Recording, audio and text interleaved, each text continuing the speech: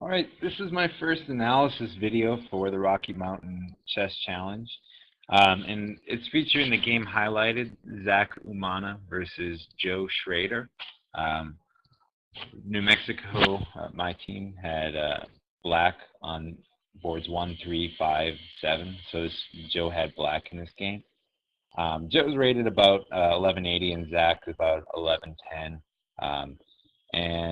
Here's actually a picture of the two players. The New Mexico representative is on the right. So let's go to the action. So I uploaded this game. As you can see, Joe is black, and I will try to keep the white pieces or the white pieces on the bottom always, so it doesn't reflect New Mexico, Colorado. But once again, um, New Mexico is black, Colorado is white, and we get started with looks like a King's Indian attack. So King's Indian attack, just white usually seeks to just play the same about 7 moves every time. And Joe elected to take the center and actually lock it.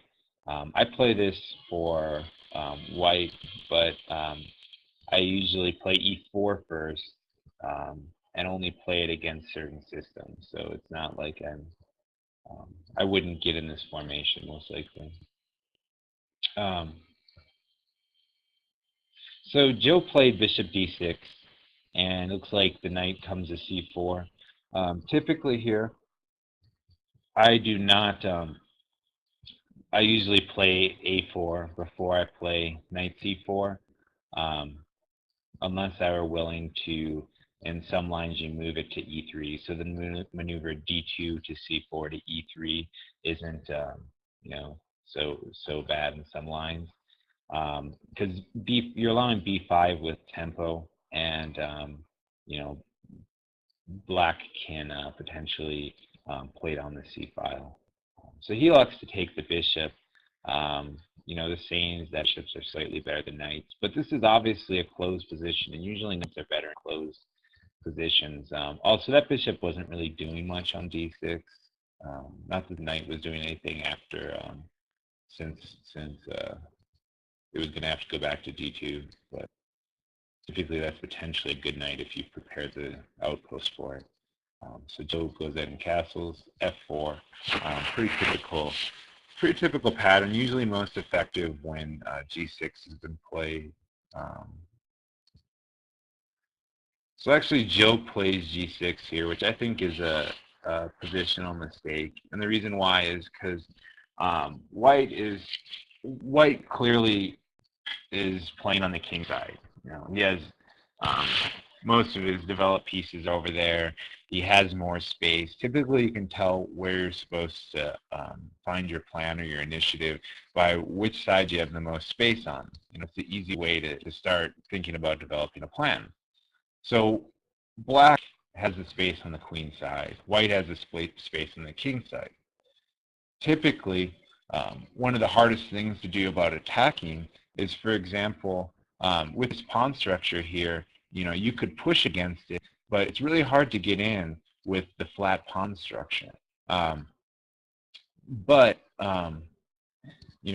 This creates a hook for white to really create some weaknesses. Also, black has traded away his dark squared bishop, and white still has his. So therefore, he also potentially has some real deficiencies on the dark squares. When he plays g6, he automatically creates weaknesses on f6 and h6. Because white has the bishop, he can access those weaknesses. So g6 probably a mistake, or definitely a mistake. But so taking also, usually you play f5 there. Like I said, Joe created the weaknesses. If he plays something like f5, he can. He's not going to take because it opens up the g file. It opens up even more lines. For example, just play any move. You have all sorts of stuff infiltrating here, maybe like queen g4 type stuff later or whatever. Oops. So also, you're attacking the pawn structure of black if you play f5. And truthfully, this also brings in Joe's knight, which I'm assuming he took with a knight, and he does. Excuse me.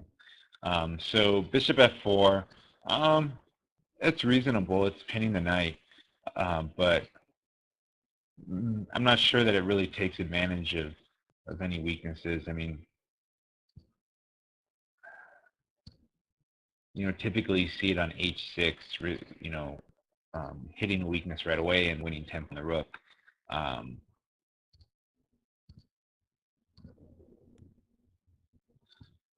Yeah, I guess bishop f4 is reasonable.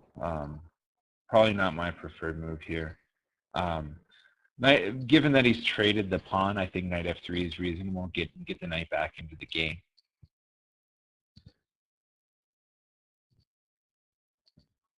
All right, so f6.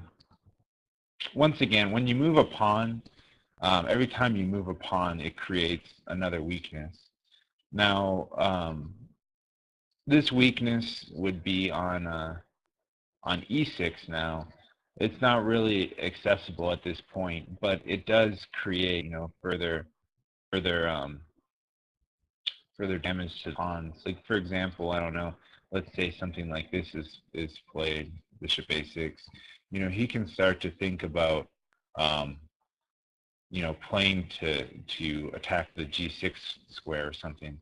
And after a trade here, and the rook can go to the h file potentially, and it creates an open file straight to the king on the side of the board that black is weakest on. So knight back to f3. It's reasonable. Bishop a6. I think that's a good move.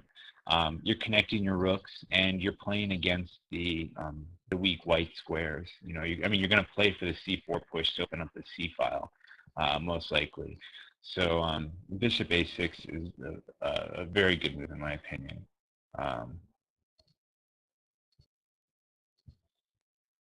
So take. Seems fine. The knight supports the c4 and d3 attack. If c4 is played, d3 is going to be a weak pawn. Also, taking with the f pawn opens up the f file. Yep. c4 seems like a mistake. I think it just drops a pawn. So, and Joe does take it. Also now, because of the way the pawn was dropped, particularly, the d pawn is a pass pawn now. So I mean, clearly c4 wasn't an accurate move. I'm in favor of just I think there are two options. You can either play with the initiative on the king side right away, play h4 with the idea of h5 or whatever. It might actually it might not necessarily work after g5 here.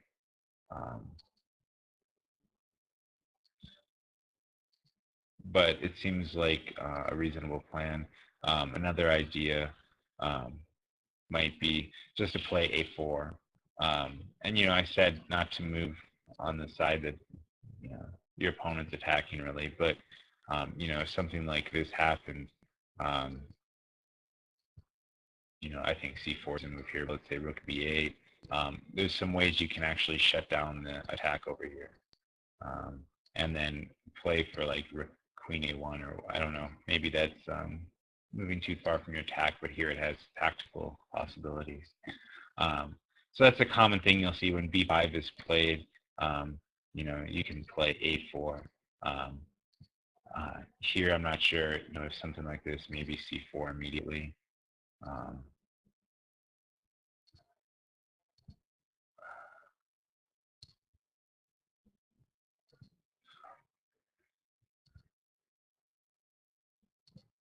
But C4 is clearly probably not the best. Clearly not the best move.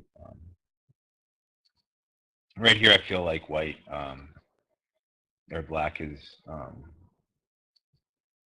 has a clear advantage. You know, he's up a pawn.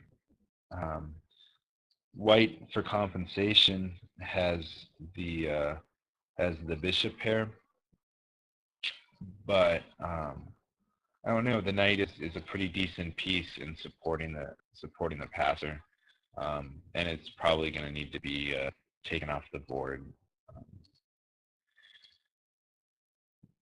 to possibly control it. All right, so